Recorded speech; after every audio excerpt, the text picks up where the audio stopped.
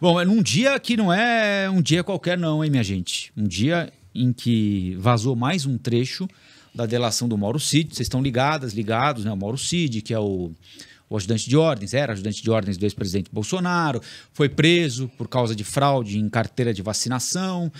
E depois, enquanto ele estava preso, surgiram outras denúncias contra ele, como participação em venda de joia, bem público, que foi tratado como bem particular, o dinheiro entregue para o presidente, na época, Jair Bolsonaro. Ele mesmo disse isso num outro trecho da delação que vazou há uns 10 ou 15 dias. Então tem venda das joias, tem fraude na carteira de vacinação, tem envolvimento numa trama golpista para impedir que o Lula, que venceu a eleição, tomasse posse. Vocês lembram que no celular do Mauro Cid encontraram lá uma daquelas... Eram várias, né?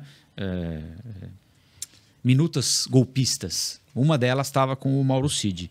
E hoje, logo cedinho, o portal UOL revelou com exclusividade Alexandre e Paulo e todos que nos acompanham o seguinte: ex-ajudante de ordens da presidência, Mauro Cid, disse na delação à Polícia Federal que logo depois do segundo turno, que foi dia 30 de outubro do ano passado, então logo depois do resultado confirmado, Lula venceu a eleição, o então presidente Jair Bolsonaro recebeu de um assessor uma minuta de decreto para convocar novas eleições e, enquanto a nova eleição não acontecesse, ele tinha a possibilidade de prender adversários.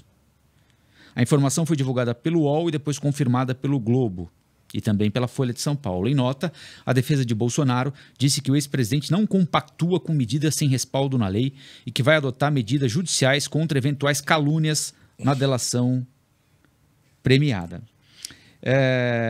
O que é que diz a reportagem do UOL? Que o assessor responsável pela entrega da minuta seria Felipe Martins. Segundo o relato de Cid, Bolsonaro submeteu o teor do documento em conversa com militares de alta patente, ou seja, o Bolsonaro teria recebido do Felipe Martins essa minuta golpista e não só não rechaçou a minuta golpista e mandou prender o assessor, que é o que eu imagino um democrata deveria fazer, não é? Ele levou, ou teria levado, segundo o Mauro Cid, porque isso tem que ser provado, né, para os chefes das armas. E, pasmem, o comandante da Marinha, almirante Almir Garnier, na época, manifestou-se favoravelmente ao plano golpista. Cid, diz a reportagem, contou aos investigadores que testemunhou tanto a reunião em que o Felipe Martins teria entregue o documento a Bolsonaro, quanto a outra reunião do presidente submetendo a minuta golpista aos militares.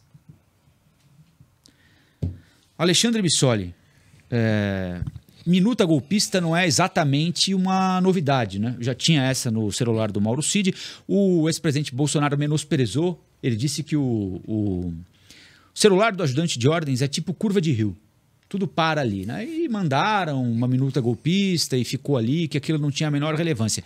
Tinha uma minuta golpista na casa do ex-ministro da Justiça, Anderson Torres, e agora o relato do Mauro Cid em delação premiada, dizendo que participou de 2 reuniões. Uma em que o Bolsonaro recebe uma minuta golpista, se é a mesma que estava com o Mauro Cid ou com o Anderson Torres, a gente vai saber mais adiante, e outra em que o presidente da República submete as Forças Armadas àquela minuta para saber se ele teria ou não apoio se quisesse levar aquilo adiante.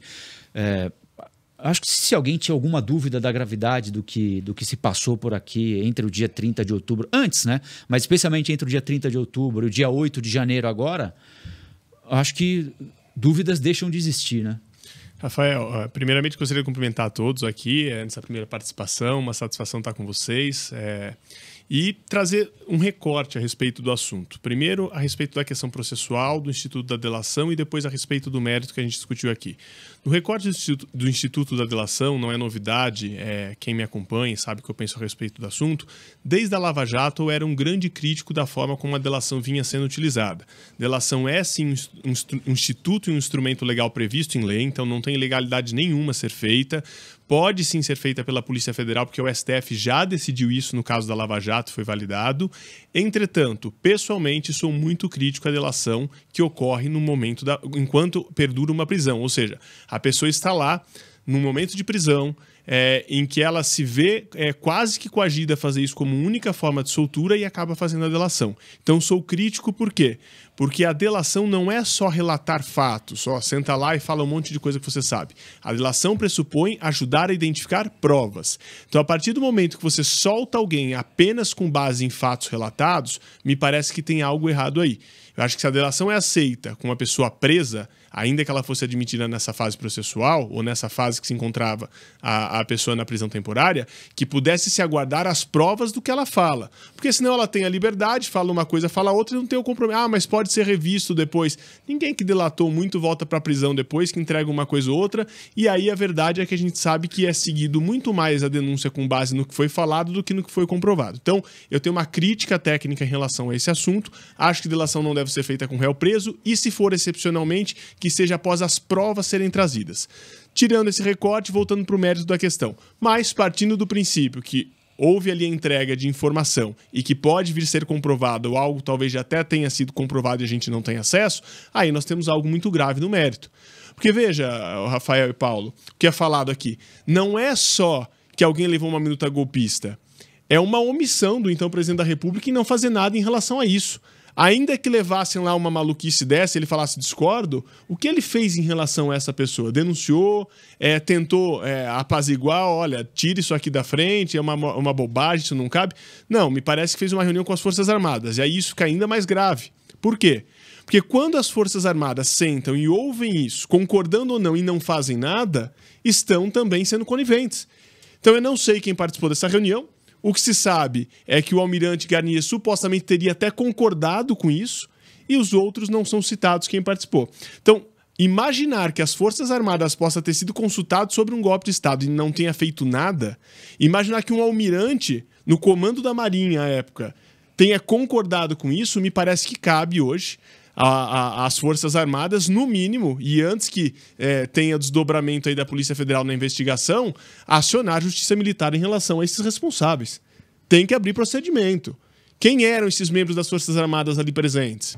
Então, o Exército tem que fazer isso em relação ao seu responsável, a Aeronáutica em seu responsável, a Marinha em seu responsável. E, principalmente, o almirante Garnier, que foi citado nominalmente, inclusive como concordando com isso, tem que ter as Forças Armadas puxando a responsabilidade para que possa depor. Então, eu acho que tem algo muito grave aí, porque envolve uma série de autoridades que tinham o dever constitucional de ter feito alguma coisa quando souberam disso, e não só não fizeram, como me parece que teve autoridade que, inclusive, concordou. Então, isso é gravíssimo, tem que ser apurado, porque aí sai daquelas perspectivas de mero protesto, mera insatisfação, e a partir do momento que as Forças Armadas cogitam realmente um golpe ou fazer algo para não respeitar um resultado de eleição, aí sim nós estamos falando de tentativa de golpe. Sim. Paulo, eu queria te ouvir também a respeito disso tudo.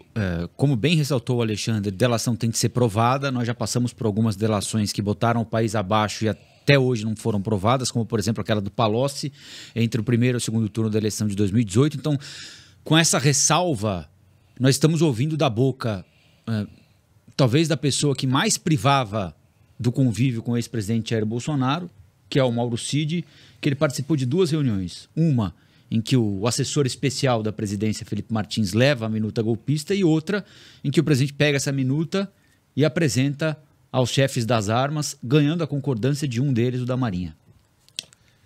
Bom, acho que o negócio mais legal dessa delação do Cid, o que mais me deixa intrigado, é se ele caguetou onde está o Felipe Martins. Sumiu, né? Sumiu. Ninguém sabe desde antes do Martins. Segundo turno, ele já tinha desaparecido. Ele está sumido no mundo. Ele que já era um sumido antes, ele voltou a ser um sumido, porque, né, assim, eu conheço o Felipe Martins, conheço pessoalmente tudo. Mas você imaginar que ele era um jovem que morava no interior de São Paulo e era aluno do Olavo de Carvalho, tal, e de repente ele é o assessor especial para assuntos internacionais do presidente da República, que tem uma sala no mesmo andar do presidente, lá no palácio lá, né? Enfim, e aí agora o nome dele aparece de novo envolvido numa trama de golpe, né? De golpe de Estado, o que parece bastante esquisita. Se eu pensar como eu conhecia o Felipe Martins e como ele pensava, ou como eu pensava que ele pensava à época, é bem estranho vê-lo participando desse tipo de coisa. Bom, já é estranho vê-lo participando do governo Bolsonaro, mas enfim. Eu também tenho um estranhamento em relação a essa coisa de delação, porque eu fico naquela também, né? Ah, tá, falou, mas e aí, né? Falar, papagaio também fala. Como é que faz agora, né? É o famoso assim, eu confesso que foi o outro, né? Então, mas como é que é? Eu não entendo nada de direito, assim. Como é que é esse papo do sujeito falar uma coisa em delação e isso ir parar na imprensa rapidinho, assim? Isso é estratégia da defesa? Como é que acontece isso? Paulo, estratégia da defesa no caso do Mauro Cid, eu não sei, porque o advogado dele deu 10 versões em assuntos diferentes recentemente. É o melhor dos advogados. Aliás, o advogado deu um somebody love em muita gente, hein, porque ele usou... Convocou entrevista. Inúmeras alternativas para ir despistando o que ia de fato acontecer. Né? Foi estranho isso. Mas o que eu diria é o seguinte, a gente tem que entender que delação não é testemunho, ou seja, o delator não está testemunhando algo que ele presenciou e viu em relação a terceiros apenas. Ele é participante daquilo, ou seja, quem delata confessa ao mesmo tempo que participou de algum ilícito. Sim. Então ele tem que entender, acima de tudo, que ele está confessando que cometeu ilícitos, ponto. E dos ilícitos que ele considera ter cometido, ele traz quem cometeu conjuntamente ou que ele presenciou. Então não é testemunha, a gente precisa entender. Delator não está testemunhando, está confessando e dizendo quem mais participou e como aquilo ocorreu. Ele está dando um tiro no próprio pé, né? E um tiro que estilhaça para os outros, né? Então... Mas acho... em troca de benefícios, né? Quer dizer, esse tiro no pé, ele é sanado rapidamente, né? Quem fica com o pé machucado são os outros, né? E aí, se me permite, só uma parte, quando a gente fala em delação, talvez um dos casos mais graves, o Rafael já falou aqui de um do Palocci, mas eu vou trazer um que foi gravíssimo. Para quem se lembra do caso do Michel Temer, que os então proprietários da JBS delataram, eles não tiveram praticamente pena alguma imposta na época pelo Janot, Procurador-Geral da República, e ainda fizeram uma aplicação em dólar no momento que a empresa perdeu valor e ganharam com isso. Então isso foi um absurdo à época. Então, peraí, que delação é essa que quem delata não pega um dia de cadeia, não tem quase que pena nenhuma, e ganha milhões em dólares porque sabiam que a informação ia vazar e ia fazer as ações perderem dinheiro. E aí, Paulo? Então, eu acho complicado esse negócio. Mas assim, eu falei isso semana passada, eu acho que a gente não tem nenhuma dúvida, acho que não resta dúvida para ninguém que está em sã consciência de que existia uma intenção de dar um golpe de Estado. Acho que não tem que ter mais dúvida disso, né? Falar, não, mas é os velhinhos que estavam lá. Não tem. Então, assim, tudo aquilo e tudo isso que está aparecendo agora leva a gente à certeza, né, de que se acontecesse o que eles queriam que acontecesse, nós não estaremos tendo essa conversa aqui. E eu não tenho ideia de como o país estaria nesse momento, assim. Então, tudo isso é muito grave, né? É muito grave. A gente teve por um triz, né, dos caras subverterem a ordem democrática e transformarem o país numa autocracia, né? Então, assim, é muito grave. E então, eu acho que isso precisa servir de lição pra gente, assim, pra todo mundo. Eu também não acho que a gente precisa entrar num clima de vingança, que às vezes eu vejo, né, o governo atual, por exemplo, o modo como ele vai agindo e tal. Mas acho que a gente tem que aprender com isso, né? Que é um troço muito grave.